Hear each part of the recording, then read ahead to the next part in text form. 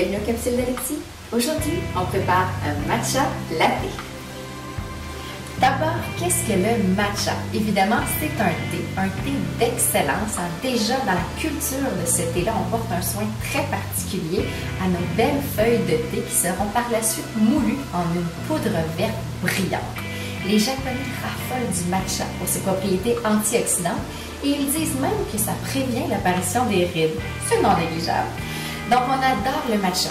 Ce qu'il faut faire attention, c'est la couleur. Donc, plus le matcha est vert brillant, plus sa qualité est importante. Si vous avez un matcha qui tire sur le brun jaune, on oublie ça. C'est pas un grade assez haut pour le boire pour notre magnifique matcha latte. Première étape dans la préparation de notre matcha, je vais mettre un petit fond d'eau bouillante. En fait, là, elle est encore bouillante, mais elle refroidit peu à peu parce que l'eau, on veut qu'elle soit à 80 degrés. Donc, on ne veut pas une eau bouillante directement sur notre belle poudre de thé. On veut qu'elle soit un peu tiédie. Donc, ce que je vais faire, c'est que je vais simplement faire tremper mon fouet. Je vous épargne ma prononciation des mots japonais, des outils que je vais utiliser, mais je vous les écrirai à la fin de la capsule sans faute. Donc, on trempe le fouet, c'est fait en bambou. On ne veut pas que les tiges se brisent lorsqu'on va faire notre thé. Donc, je laisse tremper juste un petit peu, quelques secondes.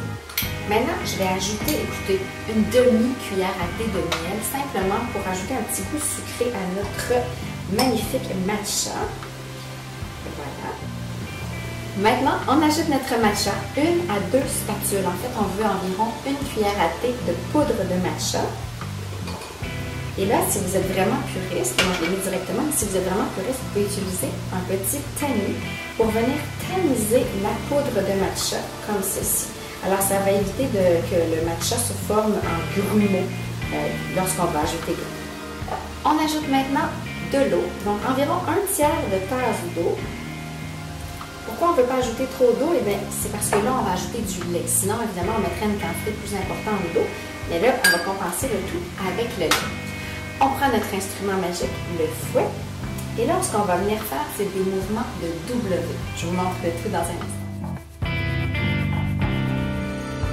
Alors, vous voyez, c'est cette belle mousse qu'on veut obtenir. On met de côté et on prépare le lait. Alors, pour le lait à utiliser, libre à vous de choisir le lait qui vous convient. Moi, j'utilise du lait de soya Barista. Donc, ça fait qu'il est un petit peu plus crémeux.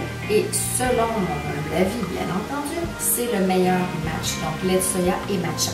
Donc, j'ajoute environ 1 tasse de lait. Et là, vous moussez votre lait comme vous le feriez pour un café ou un chocolat chaud.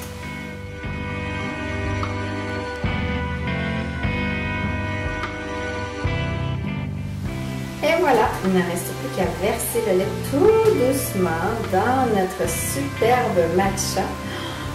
Je vous dis, moi, c'est mon péché mignon. Il est parfait. Je termine en vous disant que si jamais vous avez la chance d'assister à une cérémonie du thé japonais, c'est de toute beauté. C'est vraiment à voir dans une vie. Sur ce, bon matcha latte!